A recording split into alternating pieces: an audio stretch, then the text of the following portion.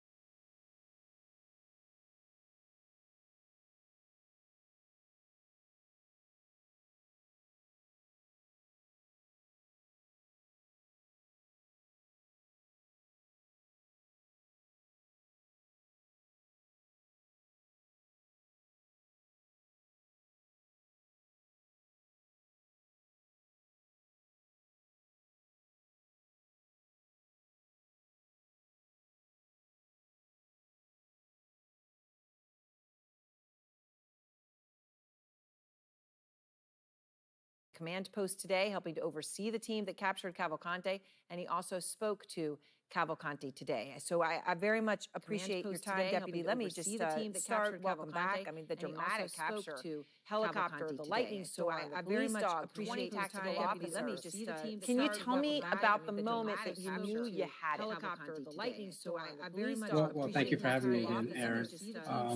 When the call came in over the radio, everyone was just elated. It was a 2-week coalition of law enforcement officers that had come together for the common cause of bringing a violent fugitive into custody, and everybody was relieved.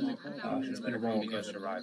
I can only imagine, and I know you had to be terrified yourself that something horrible could happen, could end horribly, something could happen to somebody. But now you have him in custody. We're hearing that authorities conducted a 4-hour interview today with Cavalcante. You also personally spoke with him. What did you learn? Roofers are furious about this new product that's going viral. Replace your whole roof in as little as 8 hours? And right now, we're looking for homeowners to experience this futuristic roofing product. Click below and enter your zip code to see if you qualify. Erie Metal Roofs is looking for homeowners to install the newest styles and colors of our next-generation metal roofing system. Our next-generation metal roofing system is backed by a lifetime warranty and can be installed in as little as 8 hours. And you could be one of the first homeowners in your neighborhood to experience this futuristic roofing system. Don't miss this opportunity to So an interview was conducted with Cavalcante, Deputy U.S. Marshals, Pennsylvania State Police, and county detectives interviewed him. I personally was not present for the interview, but I can tell you what was said, which was relayed to me from our deputy marshals. So essentially, everything we thought about Cavalcante and his flight was true. He was a desperate man. He was actively avoiding apprehension. And shortly after he escaped from the prison, he had hunkered down in an area that was very, very secluded, very, very wooded. And he didn't move for the first couple of days, he said. He survived on a watermelon that he found at a farm. He drank stream water.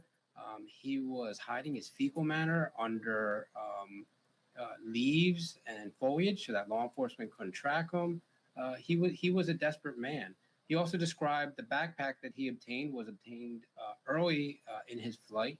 He had taken it from a residence, and that's where he obtained a razor. I know a lot of people have talked about how did he get so clean shaven? Did somebody assist him? Well, quite simply, that razor was in the backpack. So he answered a lot of questions for us. And he also described an increasing amount of law enforcement every day. And that goes for both perimeters. And ultimately, that's why he decided to leave the Longwood Gardens area. He said that on numerous occasions, 3 times he described that law enforcement officials almost stepped on him within 7 or 8 yards. 3 times. But that just proves to you how thick the vegetation and the foliage was. It was just an immense area to search. I don't think the public understands how hard it was in extreme heat and extreme conditions to locate him. So, so much to follow up with you here, Deputy Clark, but this issue with the razor, when you're saying how did people wondering how he shaved. So you're literally saying it was just luck, that he finds a backpack and there's a razor in the backpack, that was just luck. You can't make it up, Aaron. We specifically asked him that question, how did he get clean shaven? And he said there was one in the razor in the backpack that he took. We still don't know the exact place where he took that backpack, nor do we know the exact location that he took the Eagle sweatshirt as well. Right. Okay. So you're still not exactly sure, but obviously it sounds like he's admitting he was going in people's homes, whether they were unlocked or there, but he was stealing stuff when he could. Yes, he was. He actually said that he was going to steal stuff where there was opportunity. He was a desperate man that was going day to day in order just to survive. An interesting statement he said also was that his end game was to carjack somebody and to head north up to Canada. And he intended to do that in the next 24 hours. He said the law enforcement presence where he was immense and that he felt that he needed to leave. He had seen the aerial assets we were using. He had seen the helicopters. So that's why he held onto that rifle for so long. And did he, you said that he survived on stream water and watermelon. Did you talk about anything else about how he was able to obtain food? No, it was just the watermelon, the stream water. We didn't get too much into what else he was eating. but we were interested in the part about the carjacking and the Right. rifle and his intentions and the end game. Did he give you? Did you learn anything more about that rifle? And I know there'd been, whether his willingness to use it. No, but we did learn that before he went into that gentleman's house, that he had actually surveilled it. And he had said he had surveilled the perimeter, where he broke the perimeter along with gardens for a little while. And he had also surveilled the residence where he stole the truck at Dairy Farms. He said when he stole that truck, there were actually two vehicles that were unsecured there. He decided to take one of them and then flee to an area that he knew. So one thing that as you described this, Deputy Clark, that's standing out to me is that he answered the questions, that he seems like he wanted to answer the questions. What was his demeanor like in this interview? I mean, this is a person who was going to be in prison forever, and then he thinks he's going to maybe escape, and now he's back to knowing that he's not going anywhere, and yet he seems to have answered all the questions. That's correct. He was under no duress when he answered the questions. There were professional deputy marshals there, state troopers. He was treated with the utmost professionalism and respect, and he just answered everything that was given to him. He had no hesitation. We found him to be very truthful, and everything that we wanted to know, all the gaps in the investigation, the questions that we had and the public had, we were able to get most of the answers from. And did he give you any more details about his actual escape? Those images we saw where he's crab walking or moonwalking backwards up the wall when he gets out. Sure. So we did not question him about the escape. We were more concerned about the flight and the fugitive part of the investigation. So our deputy marshal did not question about the escape at all. So let me ask you one other thing about, you say, the razor, right? That was in the actual backpack, and he's saying he didn't have help. I know today that Lieutenant Colonel Bivens confirmed that Cavalcante's sister, right, who they're now moving ahead with deportation procedures, did try to assist him about his escape. And when you and I talked last time, you said she was important, but you couldn't disclose anything at the time. But afterwards, you would be able to. And now that of course he is captured, are you able to tell us more about how she was helping him or trying to help him? Well, what I can tell you was she was an illegal overstay. There were times where she was less than candid with law enforcement officers, and we believe at the other times she was giving us information that was not credible. So rather than pursue obstruction charges, we decided to take her out of the equation, and she was detained by ICE. It just was too much of our time and resources to look into pursuing her criminally. So we just decided to eliminate her from the situation. So in the final moments, and I'm honing in on something you said that he said in the interview today, that there were 3 times that law enforcement officers almost stepped on him. You said that they were 7 to 8 yards away. I mean, that is pretty incredible to imagine. And he's lying there hiding. Eventually, when this finally was resolved, when you got him, it was a dog. It was a canine named Yoda that helped capture Cavalcante. It was crucial, in fact, to all of this. Can you tell us more about the dog named Yoda and what the dog did? So I can tell you that dog was stationed out of Detroit, Michigan. He is part of the BORTAC tactical team who was stationed out of Michigan. I believe he's 3 years old. He's a Belgian Malinois, and he was just essential as far as the tracking and the searching, as were numerous other canines that were here. We had other Malinois, we had German Shepherds, we had a Bloodhound. So all these canine resources were utilized from different tactical teams from the area, and they were just an incredible resource. I mean, it's incredible. So what did Yoda actually do? And I again, to remind everybody that at the time when he was apprehended and Yoda's instrumental in this, Cavalcante has a rifle, I understand, within his possession, within arm's reach. That's correct. So upon the BORTAC officers and the Pennsylvania State Police CERT team closing in on that heat signature Lieutenant Colonel Bivens talked about, yes. One of the BORTAC officers physically observed Cavalcante. At that time, verbal commands were given. Cavalcante attempted to flee by slowly crawling away, and the tactical decision made, I'm assuming by BORTAC and the state police, was to deploy that canine. We knew that he was armed, and using a canine we felt was a reasonable option before upgrading to deadly force. As Yoda moved in on Cavalcante, I believe the only thing showing at the time was Mr. Cavalcante's head, or the crown of his head. He ended up taking a bite on the top of his head, which I know a photo has been going out around with a lot of blood. And that's the reason why the blood was there, because he took a bite towards the top of his head. Now, canine is a bite and hold dog, so there was no holding when you bite someone on the crown of your head. So Cavalcante was again bit in the lower extremity area. Yoda held, and then Mr. Cavalcante submitted to the commands, and he was taken into custody by an approaching CERT team from the Pennsylvania State Police, as well as the board TAC team.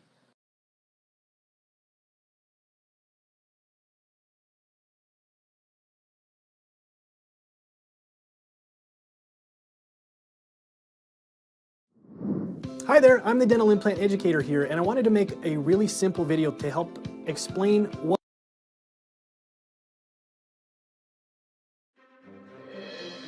If it's Thursday, chaos inside the House Republican conference.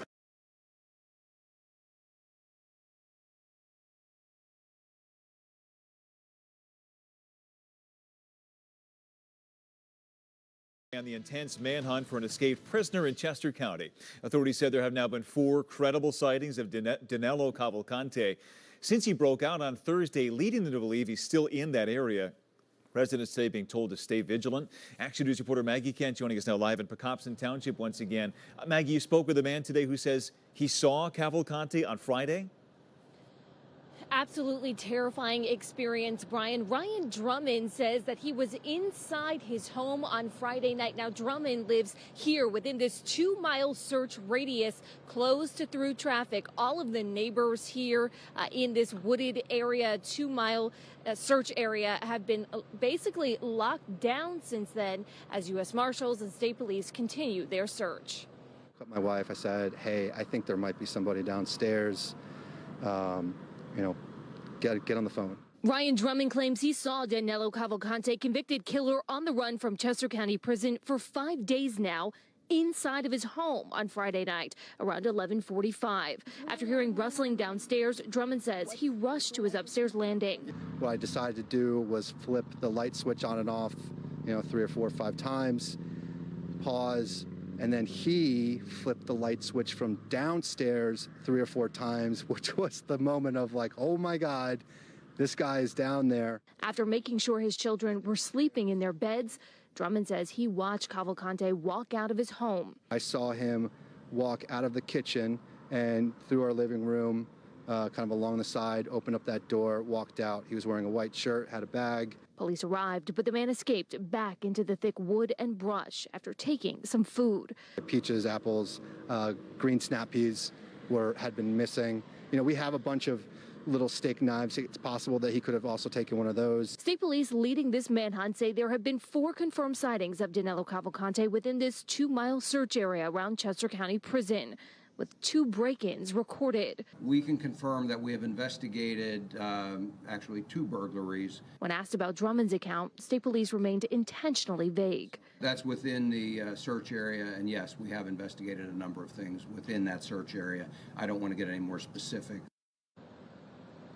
Again, Cavalcante was convicted of murder and sentenced to life in prison just 2 weeks ago. He's convicted of murdering his ex-girlfriend in 2021, and he's also wanted in his home country of Brazil for a 2017 murder. All that to say, investigators say this man is extremely dangerous. You should not approach him, and they say they are here out in force. So if you do give them a call, if you do have a sighting, they'll be there within moments. We're live in Pocopson Township. Maggie Kent, Channel 6, Action News. Brian.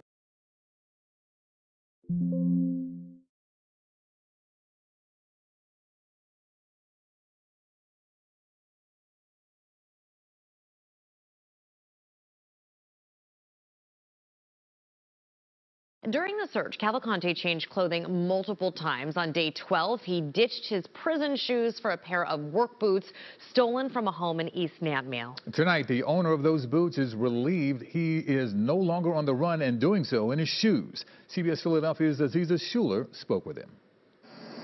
Relieved today. Jim Barnes and his neighbors in East Nantmeal can finally breathe again and return to normal life now that convicted killer Danilo Cavalcante has been captured. We were afraid.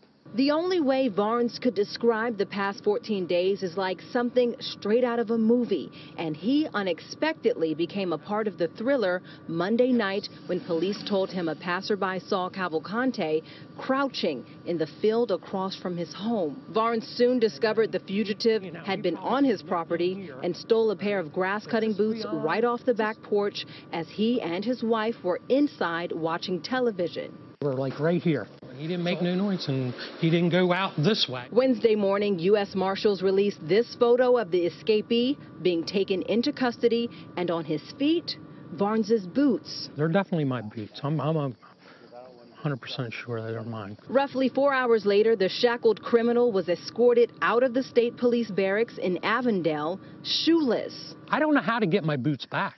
But at this point, they're the least of his concern. Varnes is happy to have peace of mind, knowing Cavalcante will be serving out a life sentence in a maximum security prison in Montgomery County. How do you believe this whole ordeal has changed your neighborhood, your community? I think we're all glad that it's all over with. I think in a few months, it'll all be forgotten. Aziza Schuler, CBS News, Philadelphia.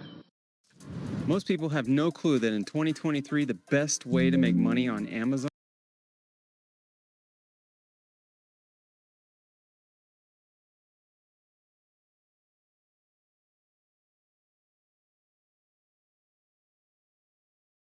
And Steve, Cavalcante had a planned end game.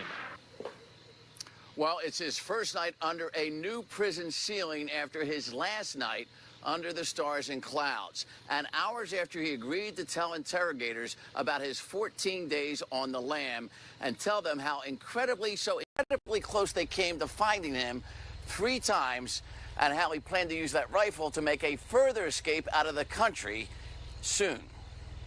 Our nightmare is finally over. In hospital gown and handcuffs, Danilo Cavalcante was walked out of the Avondale State Police Barracks after cooperating with interrogators, telling them through a Portuguese interpreter that he intended to carjack someone in the next day to get to Canada or Mexico. A source in on Cavalcante's interrogation told Fox 29 News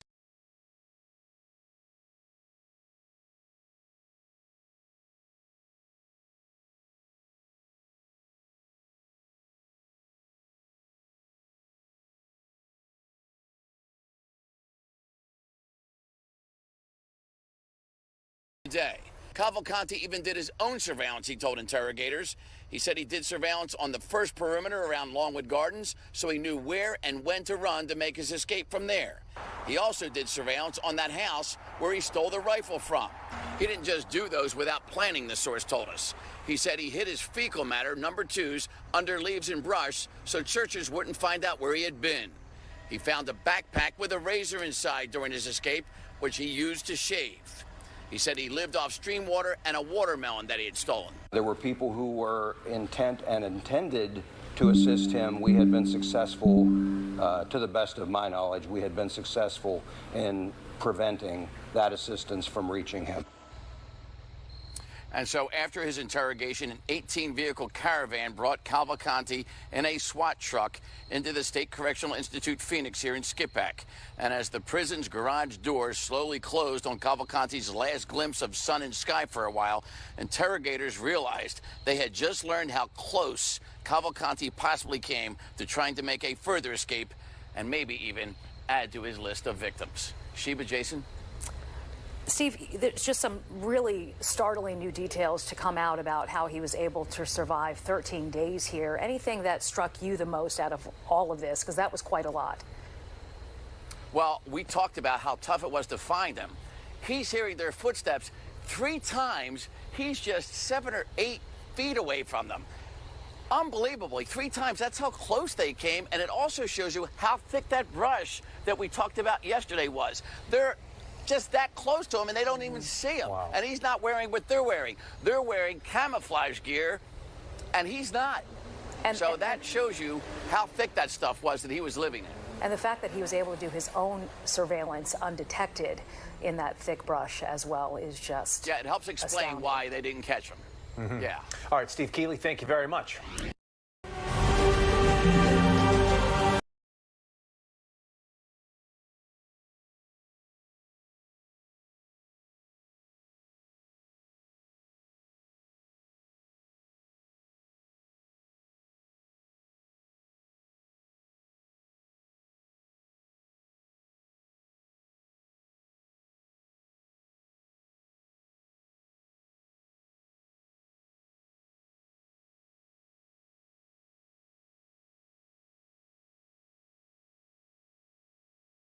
From NBC 10 News at 11 that there was a lot of activity in and around that perimeter last night. We now know more about what that activity was, that police were searching for evidence there, that you had a home burglar alarm go off, and then you had aerials, a thermal signature that showed police they were in the right area.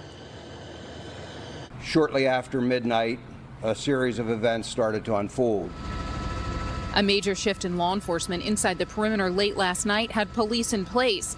And as those officers were moving in, checking out items and suspicious activity, a home burglar alarm sounds. Once police check it out, they don't see Danilo Cavalcante, but more police continue to move into that area and isolate a smaller portion of a wide search zone. Close to 1 a.m., picked up a heat signal that they began to track. That heat signature, a major break, showing signs of life in a heavily covered forest. The area near North Prizers Road was surrounded, Bivens says, but then that weather moved in, forcing air units to the ground. Police and agents remained, keeping a tight grasp on the area until more police could check it out. And shortly after 8 a.m., tactical teams converged on the area where the heat source was. They were able to move in very quietly. They had the element of surprise.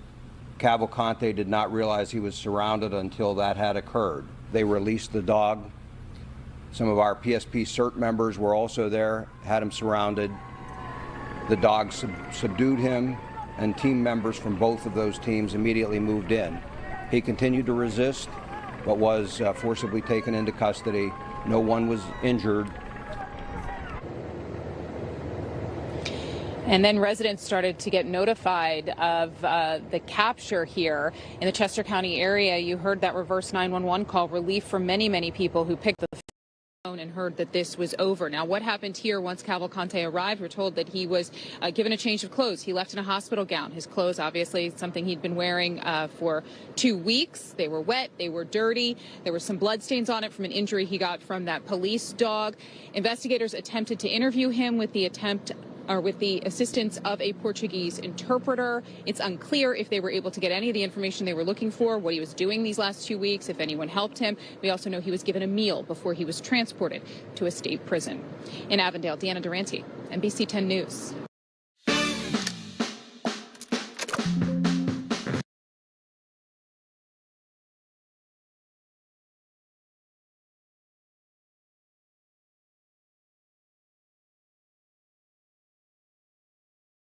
CBS Philadelphia Chopper was the first to bring you the video of Danilo Cavalcante's dramatic capture. Those images making national headlines tonight.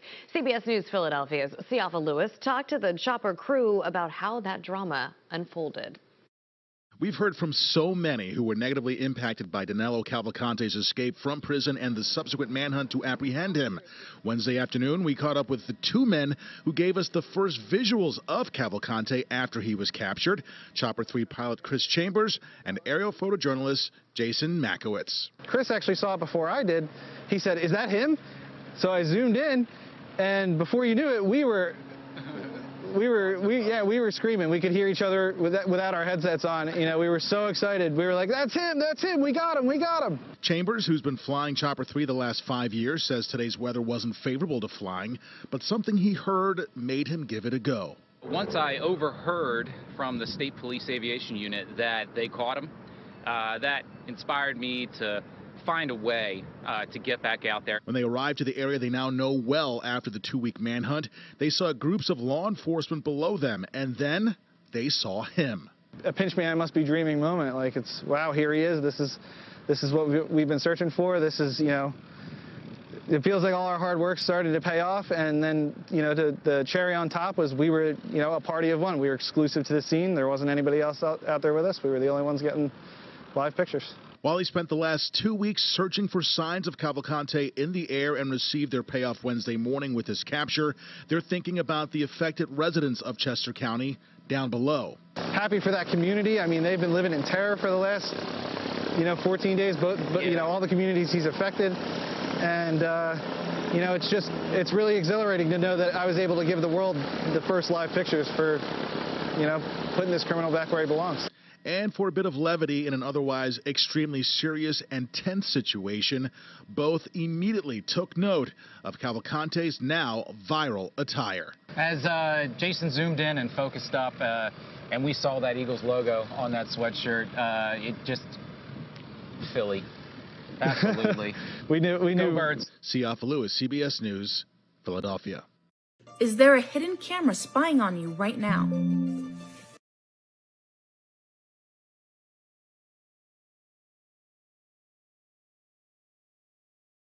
His escape and subsequent capture grabbed the nation's attention. We're talking, of course, about convicted killer Danilo Cavalcante. He is now back in the custody of Pennsylvania authorities, but he managed to elude them for 2 weeks in a heavily wooded area about 20 miles away from the prison he escaped. Cavalcante had just been sentenced to life when he crab walked between these two walls, made his way through razor wire, and then just apparently jumped off the prison roof.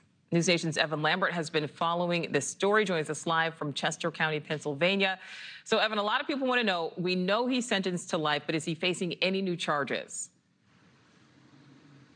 Nicole, it looks like he will be charged with escape. Danilo Cavalcante found just behind this tractor trailer dealership just yesterday, and as you mentioned, some 20 miles from the prison that he broke out of on August 31st. Right now, he is in another prison. This time, it is a state facility, one that officials say he should not be able to break out of. Let me tell you a little bit about this facility. It's here in the general Philadelphia area. It's called SCI Phoenix. It is a 4,000-bed facility with 1,200 employees, maximum security, and it has improved safety and security features over the previous prison that it replaced. We checked in with state prison officials a little bit earlier today. They tell us they don't yet have information on where his cell is located or what privileges he will or won't have based on his history of escape. It was just yesterday we saw the convicted killer who led hundreds of law enforcement on a manhunt for 2 weeks paraded in front of cameras after his successful capture early yesterday morning. Ultimately, it was thermal technology that located Cavalcante. Tactical teams and a dog were able to move in, surround him. They then released that dog that subdued Cavalcante, and no shots were fired during that takedown. Now, Cavalcante did tell investigators in interviews he survived the wilderness by drinking stream water and eating watermelon. He moved very little. Officers almost stepping on him several times, he told them. U.S. Marshals interviewing him, getting insight into what he was planning next. Supervisory Deputy Marshal Rob Clark spoke to our Chris Cuomo just last night. And interestingly enough, we asked him what his end game was. Where were you going? And ultimately, he said he intended to carjack somebody in the community and head north to Canada or try to get back to Puerto Rico. He said he was going to do that in the next 24 hours. And that was the reason he kept that firearm. He knew he needed a weapon in order to get a vehicle. So we believe he was brutally honest. Why wouldn't he be? And it was just valuable information and answered a lot of questions for us.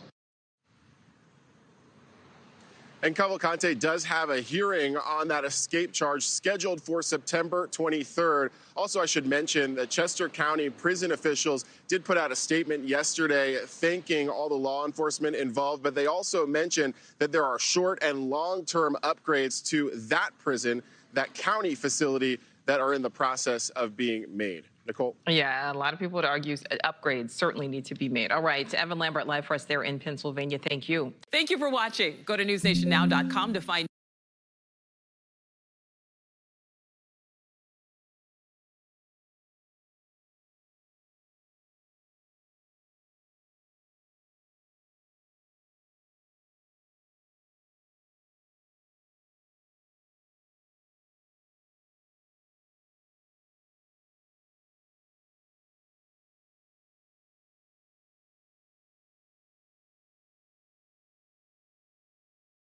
taken back into custody on Wednesday morning. That is video right there on your screen.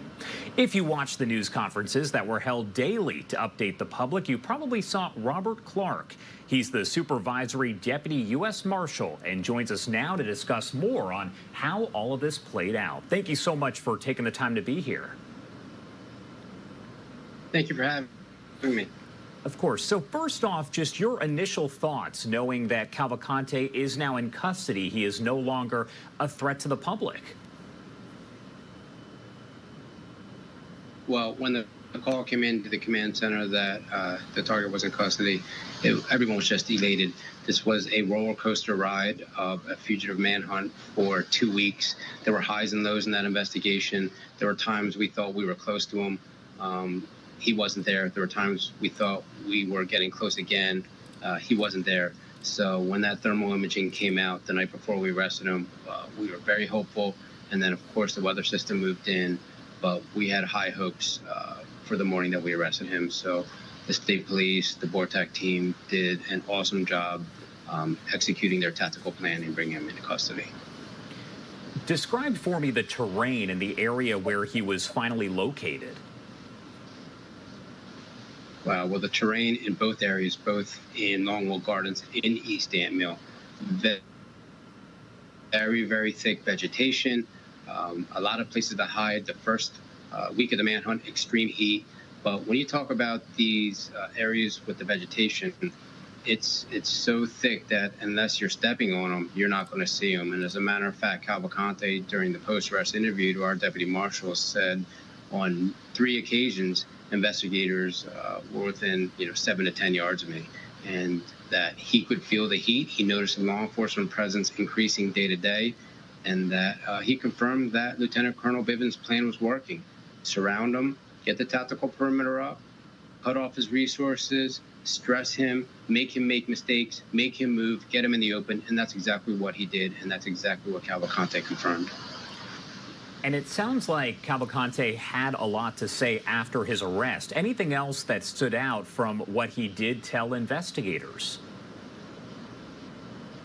Well, he talked a lot. We had our deputy marshals go down and talk to him, along with PA State Police and county investigators. And we thought a post-arrest interview was very beneficial to us. So we went down, we asked him for an interview with the utmost professionalism and courtesy. We presented ourselves. He agreed to talk. I think that he was appreciative that we were respectful, and he filled in the blanks for us. And that's information we can use as investigators going forward. So it was invaluable. He told us that the first 3 days, he barely moved at all. He didn't eat for 3 days. The first time that he ate was when he found a watermelon on a farm. He actually opened that watermelon with his head, he said, and he drank from stream water. When he went to the bathroom out into the woods, he would secure his fecal matter under leaves or foliage so that investigators wouldn't find him. And at one point, he did say that he thought about giving up. He didn't mind the environment. He said the environment wasn't as tough as Brazil. However, he was not used to law enforcement presence. It was just every day there was more and more people out, and he noticed that. He noticed the planes. He noticed the helicopters. So ultimately, that was the reason he decided to move out of that first perimeter. So a lot of the things that we thought were happening, he confirmed to us, and that was valuable. Did he happen to say exactly what his plan was, if he was planning to stay there in Pennsylvania or try to go elsewhere? Sure. His end game was ultimately to use that rifle to carjack an individual. He wanted to get a vehicle. He wanted to head north to Canada or possibly make his way to Puerto Rico. And he said that was going to happen within the next 24 hours. And the reason being was that there was such a heavy law enforcement presence in that second perimeter in the East Ant Mill Township area that he had to get out of there. So it's just a credit to the state police, a credit to the deputy marshals that were there, a credit to all the law enforcement partners that we were able to apprehend him before he was able to commit another crime of violence. What does it mean to you to be able to see the people who are across the country who are rooting for law enforcement and saying, great, this guy is finally in custody, they're applauding law enforcement? What are your thoughts on that? I think it's great. I think the Governor Shapiro said it best yesterday, that this is how law enforcement or government should work, that everyone working together on all different levels, state, federal, and local, for the common goal to bring a dangerous individual into custody. I couldn't be happier working for Lieutenant Colonel Bivens. His incident command was just amazing. He's an amazing leader. The people that we work with, the Pennsylvania State Police, our amazing law enforcement officers, all our parent agencies there. We were all on the same page, all lockstep, everyone working together. And I think that's part of the reason why we were able to get him within 14 days. Can you tell me about the police canine that was involved in helping to finally take him down and get him into custody? It's your home, and there's no place like Wayfair to make your reach-in closet feel like a walk-in closet. Now that's more your style. Make the morning chaos organized chaos.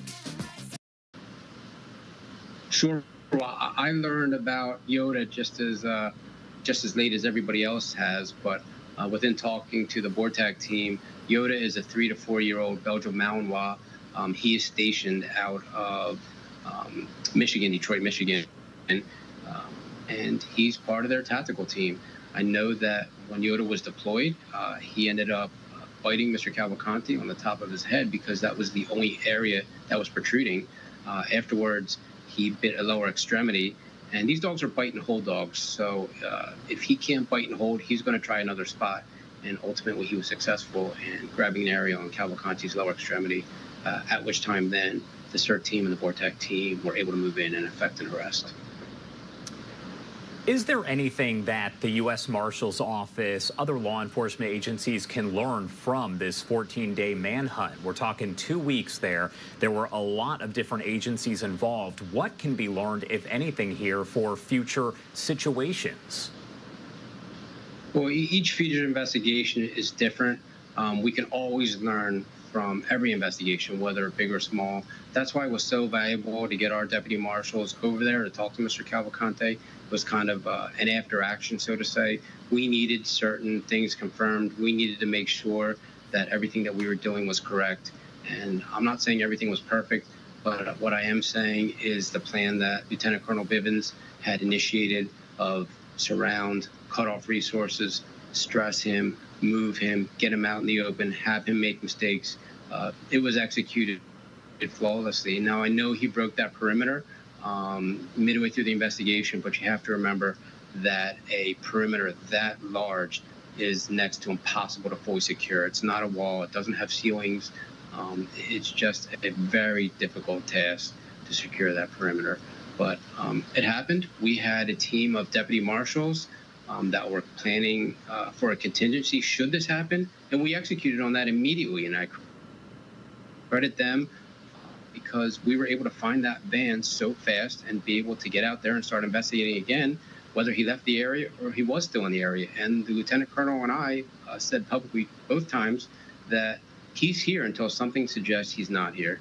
So we continued to ground pound with our investigators out there, and ultimately we got proof of life that he was still in the area. And a lot of people probably don't realize just how dangerous this situation was. They watched it all kind of unfold, whether you live in the area or you're located anywhere else in the country. This was a dangerous operation that was going on, right? Very dangerous operation for a dangerous individual.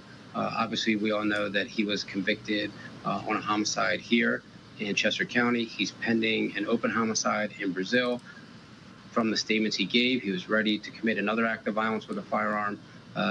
Extremely dangerous situation for everybody. Once he obtained that firearm, it was a red flag to law enforcement that we had to really make sure that we took every precaution so that none of our officers got hurt. And that's exactly what we did. And I believe that's why we deployed, or BORTAC did, I can't speak for them, they deployed that tactical canine first to see if we could get a resolution without using deadly force. So I commend their decision-making. I commend PSP's decision-making.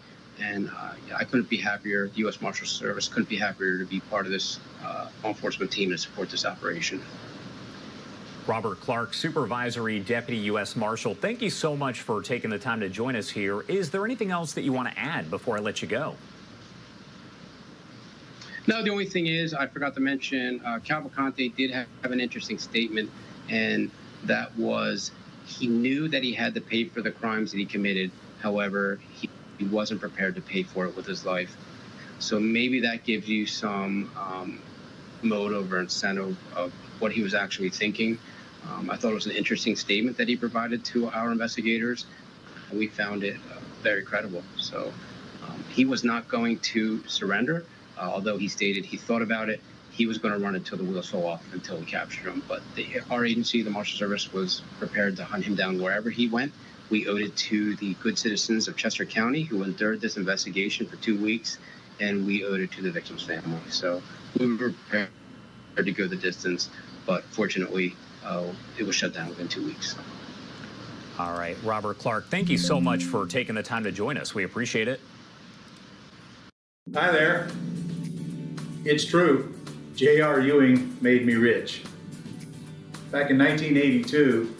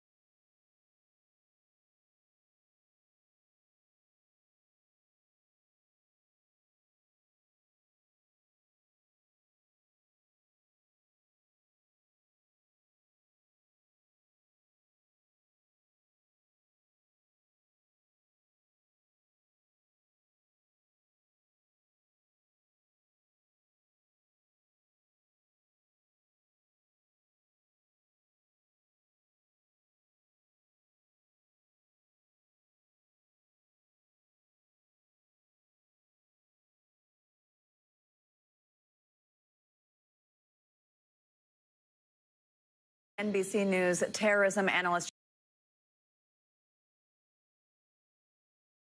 and a former hostage negotiator. Jim, good morning. So let's walk through some of those techniques, and I'd like to get your reaction to them about how they were actually able to zero in on Cavalcante's location. We've heard about this thermal imaging, the police dog involved. Just tell us about your reaction to what we've heard so far about how they did this.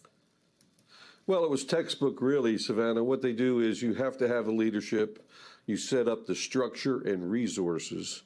They didn't turn down any help. The state police in Pennsylvania have 4,700 troopers, yet they still needed the help, and they were smart enough from their past manhunts to get and accept all that help from city, county, state, and federal agents to move in, work together, set up the perimeter, a double perimeter, and then work steady, leveraging the public to help them. And they got the break from the alarm, where they could send the SWAT teams over to that location. They sent the DEA fixed-wing aircraft with the infrared radar. They saw the heat signature at night of a human in the field. They were chased away by the thunderstorm, but then they had the SWAT teams in the immediate area. They brought the plane back, zeroed in on them, and made the capture. So good work, strong leadership, structure and resources, textbook case. good work all around. Mm-hmm. We've heard so much about this concept of the perimeter, not only that Cavalcante was able to break through that search perimeter what seems like twice, but then also, of course, how they kind of sort of tightened it up, kept narrowing in, and we heard a couple days before the capture about the size of that and all that kind of stuff. Just walk us through what goes into setting up a perimeter in a search like this and how important that ultimately was to have an area that they were zeroed in on. Yeah, I think people have an unrealistic view of what a perimeter is. Look, this guy can escape a walled prison yard with razor wire and towers. It's not that hard to get out of a perimeter, a police perimeter that's set up. Look at these officers. Where's the next car? You know, it's a quarter mile down the road. And maybe the officers can see each other. Sometimes there's curves in the road. And so, you know, at night in a brushy area like this, a man can just wait and run across the road. I've had cop killers do that when I've had perimeters that I've been in charge of with, you know, hundreds of agents and troopers, and they can slip through. So it's not unusual that they slip through. I think we have to have a realistic belief of what a real perimeter is in areas that are this large. Mm-hmm. The police did an extraordinary job here. When they located him, or he was spotted on a camera, or during the theft of the rifle, they moved their resources closer. They readjusted their perimeter. They had a double perimeter. Look, they needed some luck too, and they got some luck because the dairy van he stole ran out of gas. All right. And if the dairy van he stole did not run out of gas, the keys were left in it, he could have been in Canada or Mexico and slipped the perimeter. So it takes a little luck too. As the old Yankees coach said, Branch Rickey, luck is the residue of design, and they designed it to catch him, and it was good work. Jim, finally, before I let you go, if we could just kind of go back to the beginning of this. I mean, we know it took about an hour before prison guards even realized that he had escaped. We've seen the video, of course, of that kind of amazing crab walk he did up the wall. Here it is on the screen again. We also know this isn't the first time there's been an escape from this facility. They have discussed changes they'll make. They made changes after this had happened before. But what really needs to go on here in order to prevent something like this from happening again at this particular location? Common sense. A prisoner escaped the exact same way in May. And you got this cubby hole there where, you know, maybe it's not in view of the guard tower. And they could have built a brick wall there for, you know, some thousands of dollars. Instead, we spent millions and millions chasing a guy all over hell and half of Pennsylvania. So it takes some common sense. It takes the county commissioners in the county that supervise that prison to say, yeah, we're going to have to spend some money here. Let's build a brick wall. Let's tighten this up. Let's not have these hidden chambers in the exercise yard. And then we won't have to deal with this. But sometimes wardens and sheriffs have a hard time getting the funds out of the county. People don't want to do it. They don't want to spend the money. But it's pay me now or pay me later. So give those wardens and sheriffs some money they need to keep these guys in there to keep us all safe. All right, Jim Kavanaugh, thanks as always. Thanks for watching. Stay updated about breaking news and top stories on the NBC News app or follow us on social media. Bringing in a new roommate to save money, is that the plan? Say hi to Glenn from work. Yeah,